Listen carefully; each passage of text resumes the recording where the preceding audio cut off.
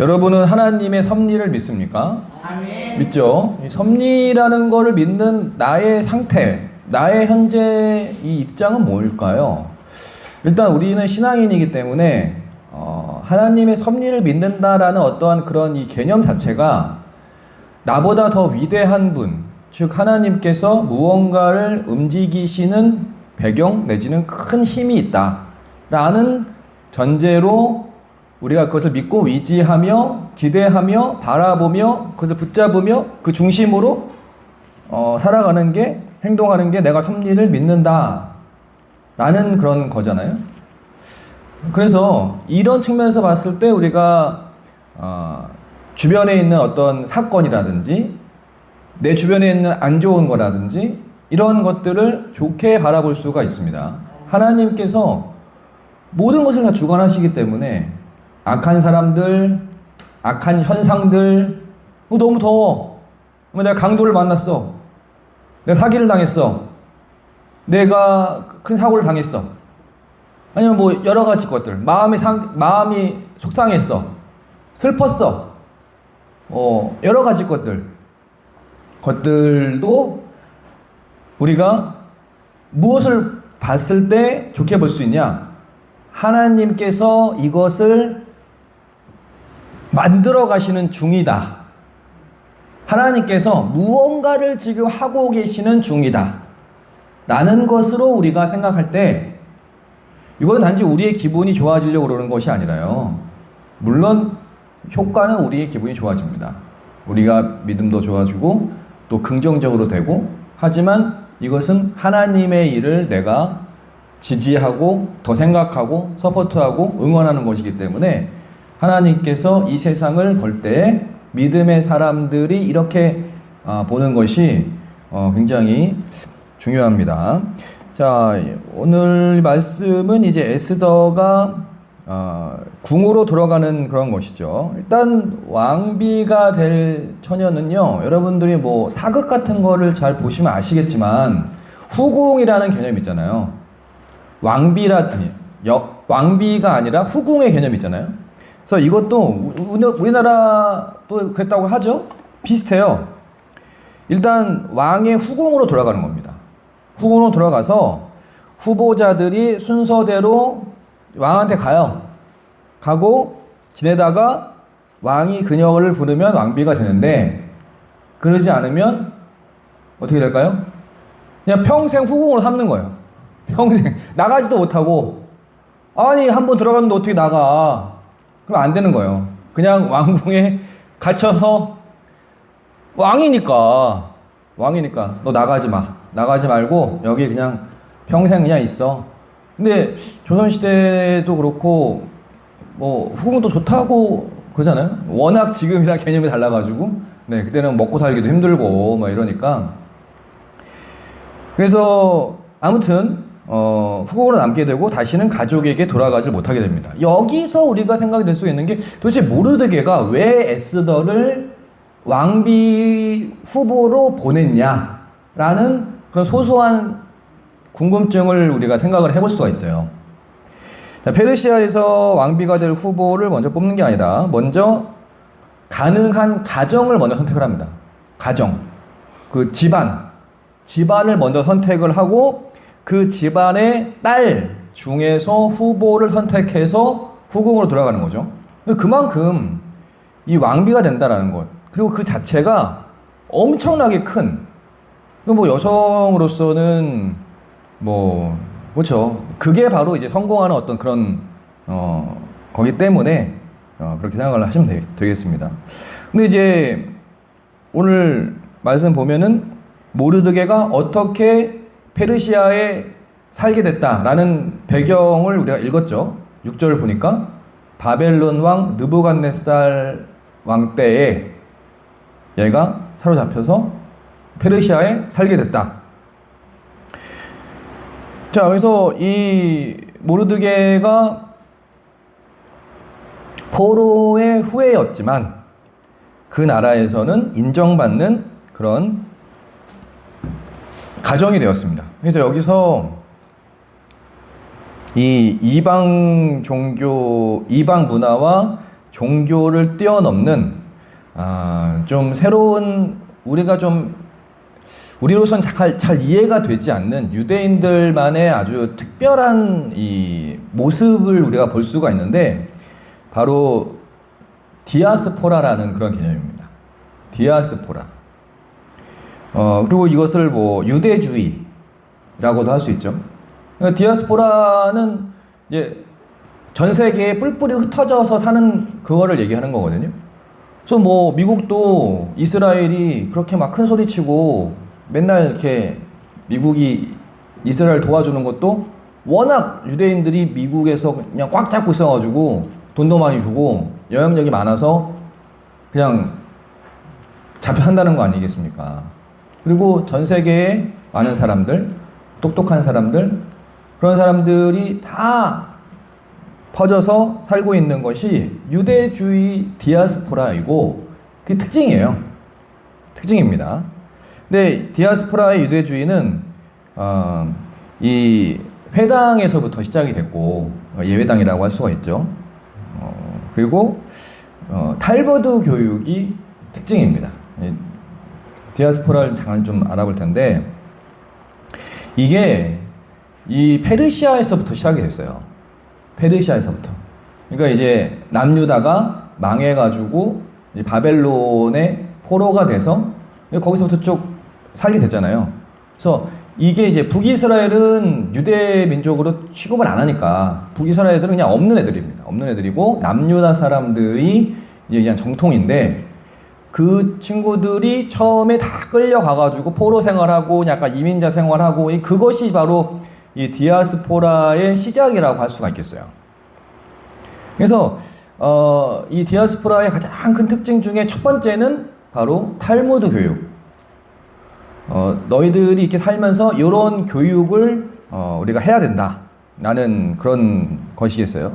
그것은 뭐냐면 타 지역에서 유대인으로 어떻게 살아가는가에 대한 교육이 바로 탈무드라고 할 수가 있습니다. 그리고 뭐 전 세계적으로 어떻게 인간답게 그리고 지혜롭게 잘 살 수 있는가. 그래서 이런 얘기가 있죠. 유대인은 독립은 못했지만, 왜냐면 나라가 없으니까요. 독립은 못했지만 탈무드를 통해서 자유를 획득했고 국토는 잃었지만 탈무드 때문에 민족성을 잃지 않았다. 뭐 이런 얘기가 있습니다.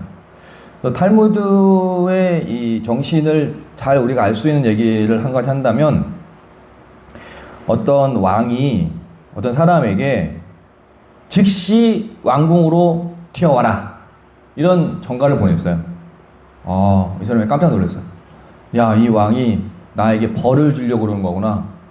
그런 생각에 뭐 죄를 많이 졌나 봐요. 그래서 긴장을 하면서 3명의 친구가 있었는데 그 첫째 친구는 가장 친한 친구, 둘째 친구는 친하지는 않지만 그냥 좋아하는 친구, 세 번째 친구는 가까운 사이는 아닌데 그냥 친구. 이렇게 세 친구가 있었는데 그 세 친구한테 다 같이 가자고 그랬어요. 첫째 친구는 쌀쌀하게 거절했습니다. 첫째 친구가 누구라고요? 첫째 친구 뭐라고요? 가장 친한 친구. 가장 친한 친구는 쌀쌀하게 거절했어요. 두 번째 친구는 갈게. 왕궁 문 앞까지만 같이 갈게. 두 번째 친구는 뭐라고 했어요? 내가 좋아하는 친구. 내가 좋아하는 친구는 문 앞까지만 가줄게. 세 번째 친구는 같이 갔습니다. 세 번째 친구는 어떤 친구예요? 세 번째 친구는 그냥 가까운 사이는 아니, 그냥 친구. 자, 그래서 이 첫 번째 친구는 뭐냐면 바로 재산이에요. 재산. 아무리 좋아도 죽을 때 가져갈 수 없다. 첫 번째 친구는 뭐라고 했어요? 쌀쌀하게 거절했죠. 가장 친한 친구. 여러분에게 있어서 가장 친한 친구. 최선이겠죠. 사람이니까. 쌀쌀하게 거절해서 죽을 때 너 가져갈 수 없다. 자, 두 번째. 두 번째는 집 앞까지만 가줄게. 내가 좋아했던 친구. 이 친구는 뭘까요? 친척, 가족. 기껏해야 화장터까지밖에 못 간다. 그리고 마지막 세 번째 친구, 나랑 별로 친하지도 않고 그냥 친구야. 근데 그 친구는 끝까지 갔어요. 내가 계속 좋아하지도 않고 그냥 친구였어. 근데 그 친구가 같이 가줬어. 그 친구는 뭘까요? 바로 이거를 얘기할 줄 알면은 탈무드를 잘 아시는 건데, 그런 정신 내지는 교육. 여러분 아시죠? 탈무드. 하도 오래돼서 기억이 안 나는. 나도 잘 기억이 안 나는데. 탈무드에 어떤 그런 느낌 같은 느낌이 있어요. 탈무드는 아이들 가르치는 교육 뭐 이런 거에 많잖아요. 그래서 지금 말씀드리는 게 약간 인생 교훈 같은 그런 느낌이 들잖아요. 마지막은 뭘까 그래서? 아이들에게 들려줄 수 있는, 자, 첫 번째는 뭐냐면, 첫 번째는 돈이야. 두 번째는 가족, 형제고, 세 번째는 뭘까요? 이 아이에게 도움이 될 만한, 마지막까지 너와 함께 할, 하나님은 아니고. 하나님이면 좋겠죠. 육신? 뭔 소리예요? 뭔 소리야? 마지막까지 간단한 게. 마지막에 선행. 선행. 네, 선행이 마지막까지 너와 함께 할 것이다. 네가 그렇게 썩 좋아하진 않고 그냥 그래도 마지막까지 가는 거는, 너와 함께 하는 거는 선행이다. 이게 바로 탈무드의 정신. 여러분들이 옛날에 그 동화책에서 많이 읽으셨던 이런 겁니다. 이런 걸로 가득 차 있어요. 탈무드 책을 쭉 보면은. 그래서 디아스포라는 이렇게 탈무드의 정신으로 교육을 시켰고, 자치를 좀 했습니다. 자치 제도가 좀 있어요. 그래서 120명의 남자가 있으면 유대 사회를 형성을 했습니다. 자기네들만의 재판소도 만들었고, 그래서 사회에는 법정에 가지 않고 자기네들끼리 재판을 하고 그 결과를 철저히 지키는, 또 다른 나라의 법도 지키는, 그래서 그 나라에서 요구하는 세금은 세금대로 내고, 또 유대 공동체를 위해서 세금을 또 내고, 그래서 또 어떤 사람이 어렵다 그러면은 디아스포라에서 그 공동체에서 이제 도와주고, 경제적인 지원을 다른 나라, 다른 단체에서 받지 못하게 자기네들 도와주는 그런 특징이 있었습니다. 그리고 다른 나라에서도 잘 살 수 있도록 그렇게 이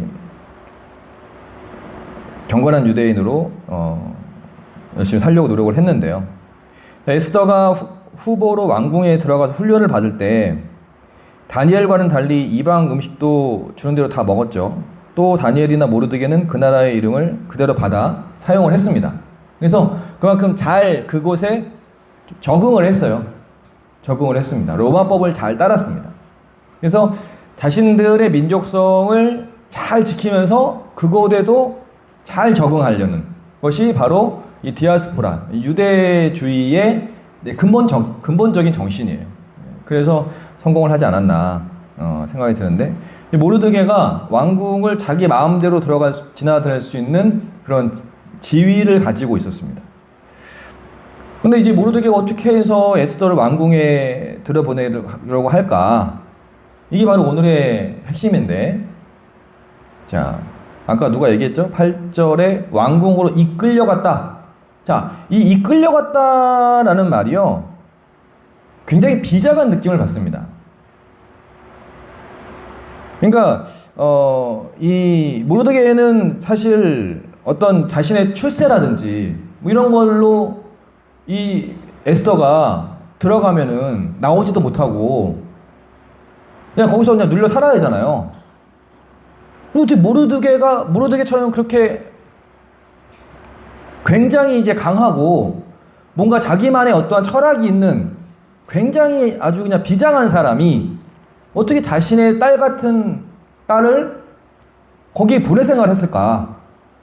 라고 생각을 했을 때 8절에 보면은 왕의 조서와 명령이 반포됨에 처녀들이 도산수성에 모여 회개 수화에 나아갈 때 에스더도 왕궁으로 이끌려갔다. 이끌려갔다. 이게 중요한 말입니다. 이것은 이제 수동형이에요. 수동형. 이끌려갔다. 내가 간 게 아니라 뭔가에 잡혀서 뭔가 이끌려갔어 그냥.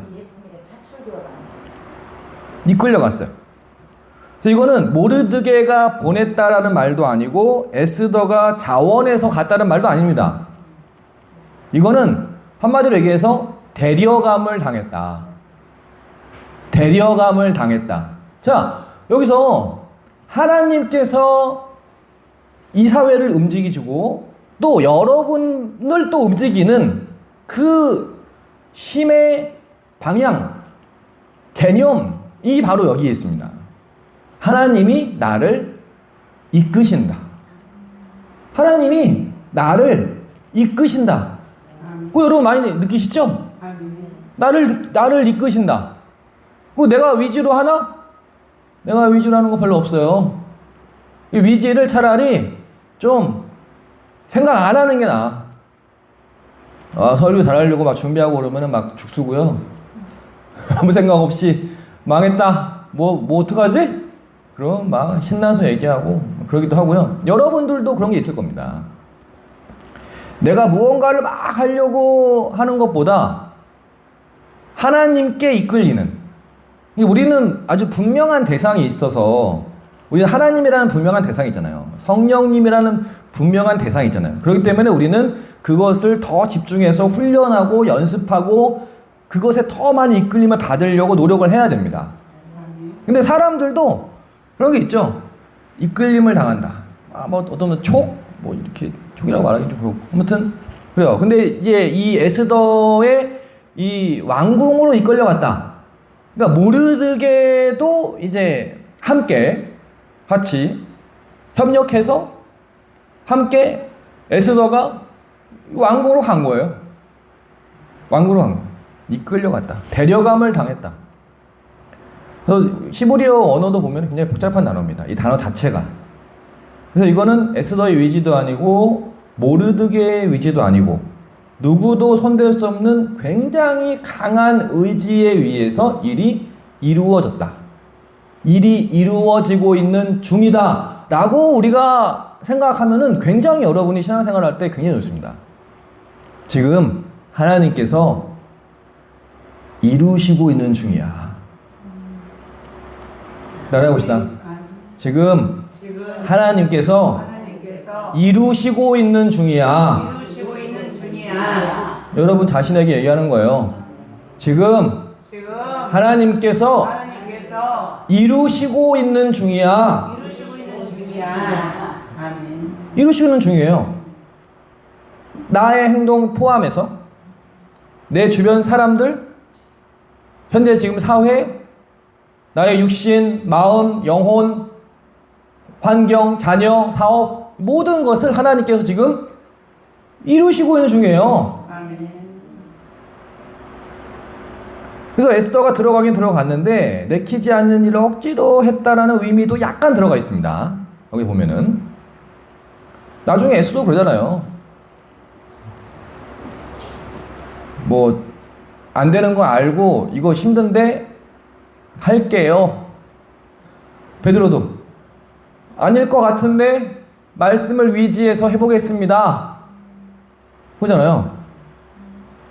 그러니까 여러분, 우리의 현재 이 현실을 내가 직시를 해야 돼요. 아니, 공부를 잘하고 시험 점수 잘 맞으려면요, 내가 지금 현재 수준이 어느 정도인지를 알아야 돼요. 이 수준도 모르면서 괜히 어려운 참고서 가지고 막 하면은 이게 이해가 됩니까? 이게 내 실력으로 흡수가 되려면 점점 내가 더 하나님 같이 생각하는 것들이 점점 더 많아져야 될 거 아니에요? 근데 올 초하고 지금하고 하나님 생각이랑 비슷했나? 아니면 똑같나? 자, 조금이라도 진보가 있다고 하는 분 손. 어딜 봐. 오! 진짜? 훌륭해. 올해? 진짜요? 이야, 역시. 내 자신을 위해서 박수. 이야, 너무 훌륭하죠. 아, 그래요? 역시 우등반은 다르구나. 역시 우등반은 다르네요. 네. 그러니까 근데 나의 진보는 어떻게 이루어져요? 나의 진보는 나만 알잖아요. 내가 조금 더 하나님스러운 생각을 한다. 조금 더 예수님과 비슷한 생각을 한다. 라는 거는 나만 알아요. 생각과 행동을 한다. 청년보다 더 올해가 조금 더 그렇게 생각하고 있어. 자, 생각이 시작이고 그것의 실현은 바로 행동이죠. 행동을 그렇게 하는 거예요. 1%라도 올라가고 있어. 자, 그래서 나의 이 현재의 위치, 내가 하나님을 다 이해하지 못합니다. 하나님 말씀 이해 못하겠어요. 왜? 내가 다 그물을 많이 던져봐서 하루 종일 한 마리도 못 잡고 있었는데 예수님이 갑자기 나타나가지고 야, 저기다가 그물 던져. 이해가 되나? 이해가 안 되죠. 이해가 안 된다는 것은 정확히 나를 안다라는 겁니다. 이게 중요해요. 현재 내가 100점 만점 중에 70점이다. 80점이다. 60점 현재 상태다. 점수를 매길 수 있을 거 아니에요, 여러분. 그거 동의하시죠? 그거를 내가 정확하게 알아야 된단 말입니다. 거기서 시작되는 거예요. 그리고 그건 뭐 썩 중요하진 않지만 그래도 최소한 내 자신의 현재 나를 나 정말 이면하기 싫은데 따라해 봅시다. 주제 파악을 하자. 이 말을 하게 될 줄이야. 내 자신을 알라? 주제 파악을 어디서 많이 들어본 얘기죠? 네, 어디서 많이 들어본 얘기죠? 다시 해봅시다. 주제 파악을 하자. 주제 파악을 하자. 네. 네, 이 말을 할 줄 몰랐네요. 화가 나네. 주제를 딱 내가 파악을 해야 점프할 수 있는 가능성을 내가 알고 기뻐하고 도전하는 거예요. 근데 내 주제를 모르고 내 자신을 모르고 유대인들이 그런 거거든요. 나 괜찮어. 잘하고 있어. 내 존재에 대한 나의 상태에 대한 생각을 아예 없어요. 그래가지고 거짓을 계속 쌓고 있는 거예요. 그러다 보니까 하나님과 멀어지게 됐죠. 우리가 가야 할 목표는 분명합니다. 하나님은요, 목표를 항상 말씀하세요. 처음부터 지금까지 늘 유대인 때부터 예수님 오신 다음에도 지금도 여러분에게 늘 가야 할 목표를 설정해 주셨고 우리도 분명히 압니다. 뭐 정확하게 알진 못하겠지만 아무튼 대충은 알아요.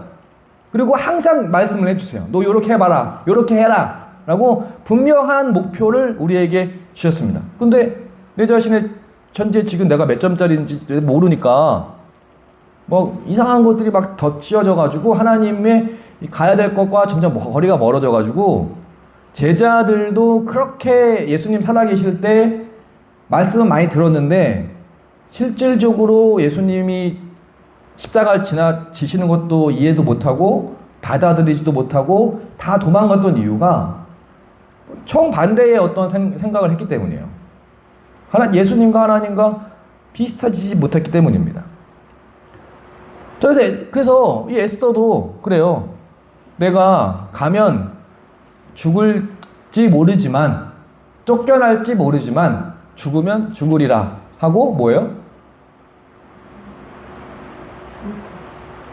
내가 선포하고 간 거 아니에요. 선포하고 간 거. 믿음으로 선포하고 간 거 아닙니까? 그래서 하나님께서 우리 사람에게, 믿는 사람에게 중요하게 생각하는 거는 바로 순종이죠.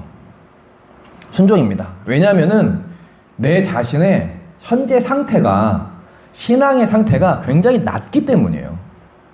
낮기 때문에 내가 아무리 뭘 하려고 해도 그게 제대로 사회에서조차도 잘 안 되고, 그리고 하나님 봤을 때 좀 도와줘야겠다, 뭐 이런 생각이 드는 거예요. 그래서 불쌍히 여기고 도와주시고 말씀해 주시고 요렇게 해라 요렇게 해라 라고 계속 얘기하시는 거예요. 그럼 어때요? 우리는 하나님 말씀을 내가 딱 들으면 어때요? 그 말씀을 보고 그 말씀대로 내가 따라야겠죠. 순종해야겠죠?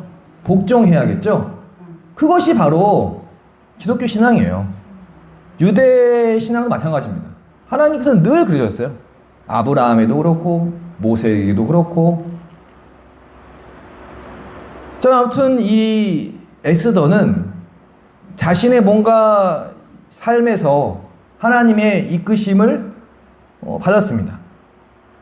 그리고 이제 모르드게를 보면은 모르드게도 이 사랑하는 에스더를 헤게라는, 여기 보면 헤게가 관리인이잖아요. 헤게라는 관리에게 넘겨줬다. 자신의 어떤 그런 내적 갈등이 없었을까요? 자, 근데 이것은 에스더를 자신의 손이 닿지 않은 한계선 밖으로 보내지만 운명에 그냥 맡기는 게 아니라, 도박을 하는 게 아니라, 도전 뭐 이렇게 하는 게 아니라 역사나 하나님께 에스더를 넘겼다는 말인데, 이것이 사실 굉장히 이 신앙에서 하나님께서 우리 신앙인에게 하는 그 모습입니다. 그 모습이에요. 하나님의 일을 하는 것에 내가 들어간다 라는 그런 개념이에요. 이 개념이. 그러니까 모르드게가 마음속으로 어떻게 지금 생각하겠습니까? 에스더야, 지금 너가 왕궁으로 들어가게 된다. 이제 주님께서, 하나님께서 어떻게 하시는지 기다려보자. 하나님께서 모든 것을 주관하실 거야 라고 이야기를 하는 거죠. 우리는 남의 얘기를 들으니까 그 결과를 아니까 뭐 특별하지 않겠지만, 당사자의 입장에서 봤을 때 굉장히 땀을 쥐게 하는 그런 내용이죠. 뭐 예를 들어서 무언가를 뭐 아파트 살 때, 계약할 때, 나중에 뭐 이런 거, 아니면 뭐 여러 가지 뭐 선택할 때, 뭐 이런 얘기들, 그런 거 할 때, 그러니까 내 힘으로 내가 할 수 없는 이 한계 상황에 던져졌다 라는 그런 말은 이제 사람의 손에서 떠났다. 나의 손에서 할 수 있는 것이 아니다. 이것은 하나님의 손으로 이제부터 할 것이다 라는 그런 것이에요. 근데 거기서 뭐가 있어야 돼요? 맨 처음에 시작 단계가 있어야 돼요. 하나님께서는 정말 사랑하는 사람을 그냥 아무런 준비도 안 됐는데 확 나타나셔서 하기도 하는데, 뭐 바울이라든지 뭐 아브라함이라든지 뭐 이런 사람들 보면은 갑자기 나타나가지고 막 뭐 이렇게 막 이렇게 하잖아요. 하지만 많은 부분, 이 모르드게 또 에스더처럼 어떠한 내가 일을 쭉 하게 되는데 이제 나의 힘에 떠나갔어. 하나님께서 이것을 하셔야 돼. 그런 상황이 볼 때가 있죠. 하지만 그 시작은 어떻게 했어요? 모르드게가 시작을 했습니다. 그럼 이 모르드게가 과연 어떠한 마음으로 이것이 시작이 됐을까? 이제 모르드게 심리를 잘 모르지만 모르드게가 쭉 하는 것을 보면은요, 이 모르드게는 자신만의 어떠한 이 큰 계획과 또 소망, 계시, 뭐 이런 게 있는 것 같습니다. 자신만의 꿈. 자, 우리가 하나님의 꿈 알죠? 예수님의 꿈 알죠? 그런 것처럼 모르드게도 자신만의 꿈이 있어요. 그거 뭐겠어요?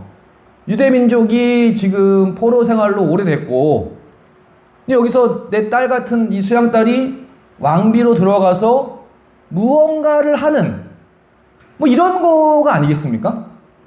그래서 모르드게가 굉장히 큰 계획과 큰 마음을 품고 있었어요. 근데 그는 하나님은 아니죠. 하지만 내가 그 큰 꿈을 안고 그것을 시도한 거예요. 그러면서 하나님께서 어떻게 하시는가 보자. 모르드게가 태도가 다 이거예요. 하나님께서 하실 것이다. 하나님께서 하실 것이다. 이 계속 이겁니다. 모르드게의 지금 입장은 에스더하고 막 편지를 주고받잖아요. 그럴 때 항상 이런 얘기를 해요. 하나님께서 이렇게 하실 거야. 네가 지금 내가 지금 싸가지 없게 뭐 이렇게 한다고 해도 유대 민족은 다른 데서 구원을 받겠지만 너하고 니네 가족은 망할 거야 이놈아. 막 그러면서 욕하고 그러면서 하나님에 대한 어떤 그런 거를 아주 했죠. 그래서 이 모르드게가 그 안에 있는 큰 소망을, 큰 꿈을 갖고 있었다는 거예요. 이것이 사실 하나님과 예수님의 모습이고요. 큰 꿈을 가지고, 큰 소망을 가지고, 우리가 뭐 소망을 가져야 된다, 믿음을 가져야 된다라고 하지만 그 근본은 사실 우리 하나님이시고 예수님이시거든요. 그 소망이 얼마나 크고 얼마나 지속되고 얼마나 끈질기면 아직까지, 그리고 우리가 회개하고 기도하면 맨날 잘 받아주잖아요. 잘 얘기 들어주시고 잘 이끌어주시고. 그래서 이 모르드게가 그러한 자신의 꿈을 가지고 있었어요. 큰 꿈을 가지고 있었어요. 그래서 보면은 얼마나 너무나 궁금해서 모르드게가 후궁들을 불안한 마음으로 서성이고 있었다. 믿으면서도 불안해하지만 그래도 자신의 큰 꿈을 모르드게가 알고 있었을까요? 아니 뭐 모르드게 사람 자체가 이러니까 아마 그는 인지하고 있었겠죠. 위대한 신앙인이라고 봅니다. 모르드게는 사실 위대한 신앙인이거든요.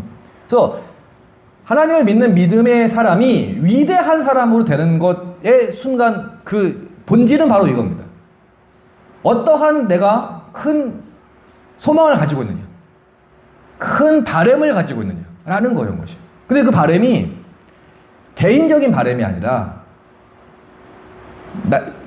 좁게는 민족, 나라, 교회, 크게는 하나님의 이